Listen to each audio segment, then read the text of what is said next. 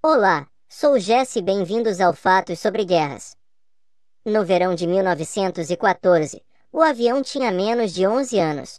A aviação era uma nova tecnologia que fascinava muitos, mas ainda gerava desconfiança quando se tratava de aplicações práticas. A maioria dos aviões da época eram engenhocas lentas e frágeis, com força suficiente para levantar um único piloto e talvez um passageiro.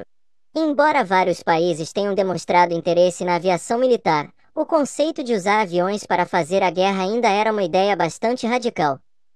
Tudo isso mudou durante o curso da Primeira Guerra Mundial. Nesse vídeo eu vou falar sobre a guerra no céu, o nascimento de uma nova arma.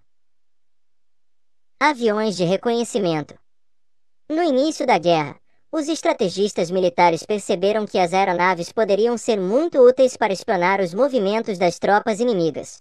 Assim, nasceu o avião de reconhecimento, uma ferramenta que todos os lados da guerra usaram em graus variados. Essas aeronaves normalmente carregavam um piloto e um observador com uma câmera, que fotografava as posições das tropas no solo. O uso de aeronaves para reconhecimento cresceu rapidamente durante os primeiros meses da guerra e desempenhou um papel cada vez mais crucial na obtenção de vitórias. Por exemplo, tais aeronaves provaram ser vitais para as forças britânicas e francesas durante a Batalha de Mons e a Batalha do Marne. Aviões de combate. À medida que o reconhecimento aéreo se tornou mais comum, o mesmo aconteceu com a necessidade de encontrar maneiras de parar os aviões de observação inimigos. Uma maneira era disparar contra eles do chão, o que era ineficaz até que as armas pudessem ser melhor adaptadas para isso. A outra maneira era desenvolver um meio para uma aeronave atacar outra.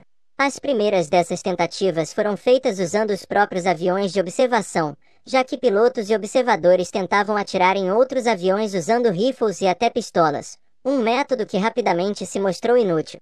Alguns pilotos tentaram atirar granadas de mão, tijolos ou até cordas longas com ganchos nos aviões abaixo deles. A solução ideal era a metralhadora, que poderia disparar um fluxo contínuo de balas, aumentando significativamente a chance de acertar um alvo. No entanto, as metralhadoras tendiam a ser grandes e pesadas, e apenas algumas eram pequenas e leves o suficiente para serem praticáveis para uso em um avião.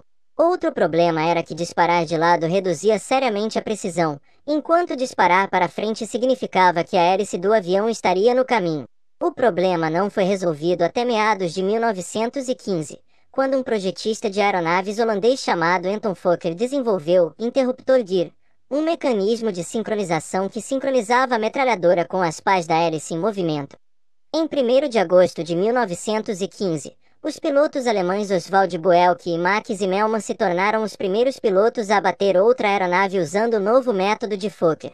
Esse desenvolvimento deu aos alemães uma forte vantagem por vários meses até que designers franceses e britânicos conseguiram adaptar o dispositivo para uso próprio cerca de um ano depois. Bombardeiros. O bombardeio era uma tática ofensiva óbvia para uso na guerra aérea, mas alguns países abordaram o conceito de maneiras diferentes. A Rússia foi a primeira a desenvolver um avião especificamente para esse fim, o Muromets, um grande avião quadrimotor que Igor Sikorsky havia desenvolvido em 1913 como avião de passageiros. Foi adaptado para uso como bombardeiro em 1914 e foi usado com sucesso durante toda a guerra. Zeppelins. A Alemanha adotou uma abordagem diferente ao bombardeio usando dirigíveis mais leves que o ar, ou Zeppelins, para lançar bombas em alvos tão distantes quanto Londres e Paris. Os Zeppelins lentos, que tinham um longo alcance e podiam transportar uma carga relativamente grande de explosivos, atingiram o auge de seu sucesso no início da guerra, durante 1915.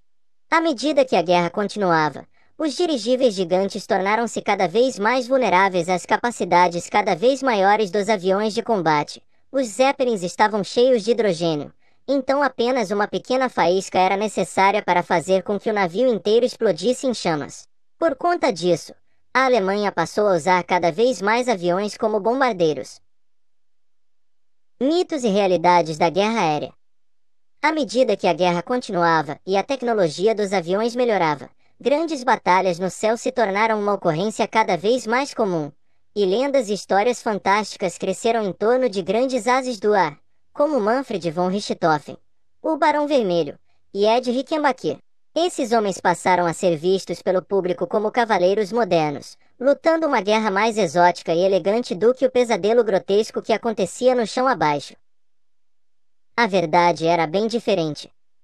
Pilotos recém-recrutados eram frequentemente enviados para os céus com apenas uma compreensão grosseira de como voar, normalmente menos de 5 horas de treinamento. À medida que a guerra avançava, tornou-se realmente incomum que um novo piloto sobrevivesse às primeiras semanas de seu serviço.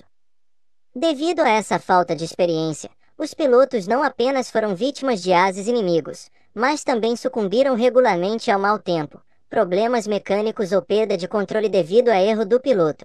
Também era comum que os pilotos simplesmente se perdessem e ficassem sem combustível nas linhas inimigas.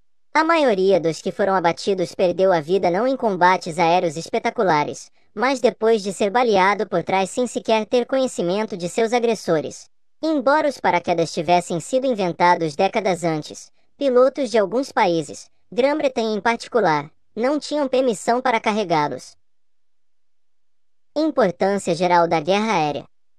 De modo geral, não se pode dizer que a guerra aérea tenha desempenhado um papel fundamental na Primeira Guerra Mundial, como teve na Segunda Guerra. O bombardeio serviu mais como uma arma psicológica do que prática, e a tecnologia necessária para causar o tipo de dano maciço que o bombardeio iria infligir em um futuro próximo ainda não havia sido desenvolvida. Por outro lado, a própria Primeira Guerra Mundial encorajou o rápido aperfeiçoamento do avião, tanto em geral quanto especificamente como arma. Durante os 4 anos de conflito, a estabilidade geral e a segurança do voo melhoraram tremendamente, assim como a potência, a velocidade e a manobrabilidade dos projetos mais recentes. Além disso, a guerra promoveu o respeito do público em geral pela aviação e gerou uma nova geração de pilotos e projetistas de aeronaves, que levariam o voo humano ao próximo nível após a guerra.